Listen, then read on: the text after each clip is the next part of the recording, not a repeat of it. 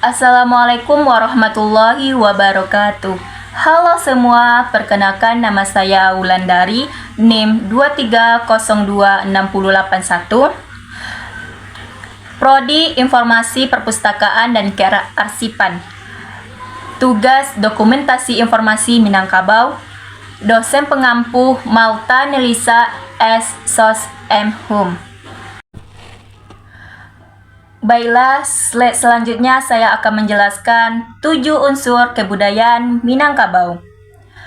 Apa sih 7 unsur kebudayaan Minangkabau tersebut? Yang pertama, bahasa.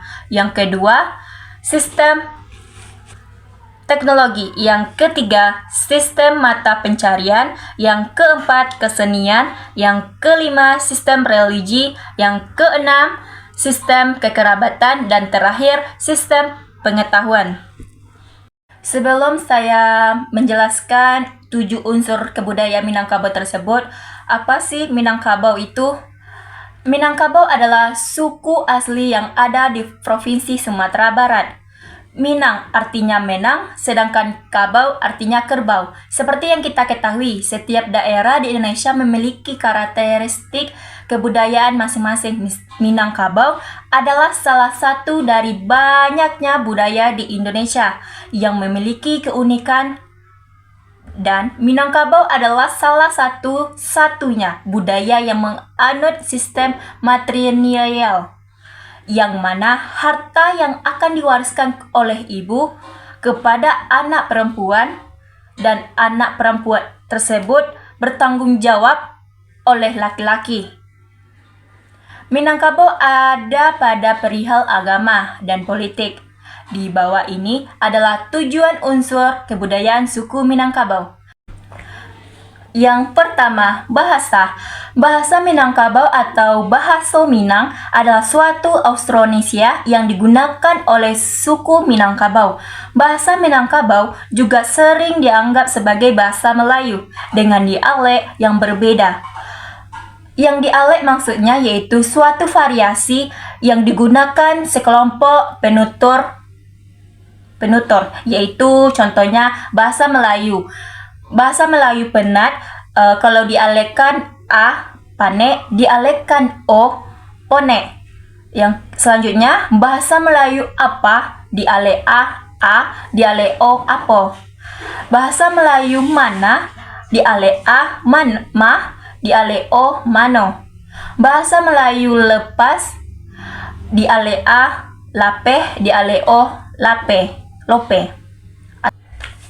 Yang kedua, sistem teknologi. Contoh sistem teknologi yang ada di dalam suku Minangkabau terdapat pada bentuk tempat tinggal, dan bentuk desa nagari adalah nama desa dalam bahasa Minangkabau. Nagari merupakan kediaman utama yang biasa dianggap sebagai pusat desa. Rumah gadang adalah rumah adat Minangkabau berbentuk memanjang dan mempunyai atap yang mirip dengan tanduk kerbau. Yang ketiga, sistem mata pencarian.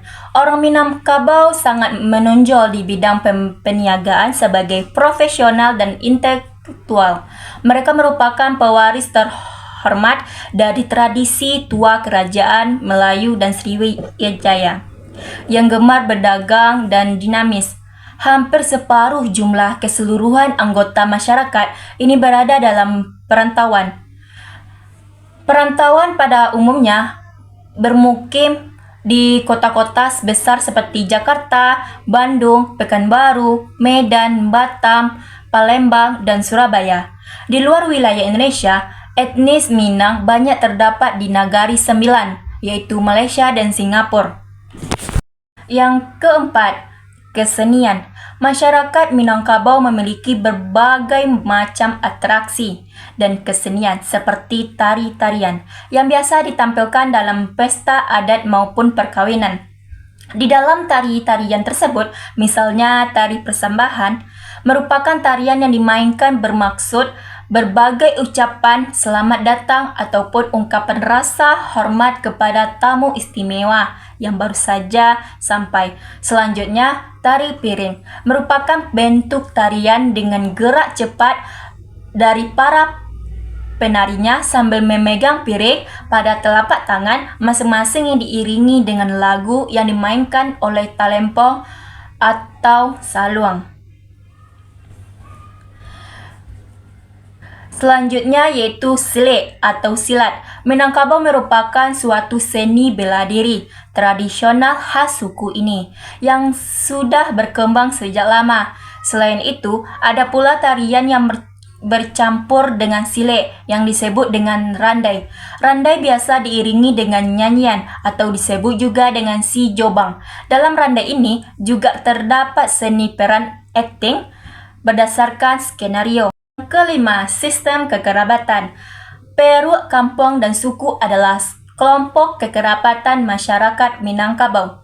Suku dipimpin oleh penghulu suku dan kampung dipimpin oleh penghulu andiko atau juga disebut datuk kampung yang bertanggung jawab dalam pembiayaan perkawinan. Diserahkan kepada pihak perempuan suku Minangkabau menganut sistem matrilineal. Yang di Minangkabau, poligami adalah hal yang tidak dilarang.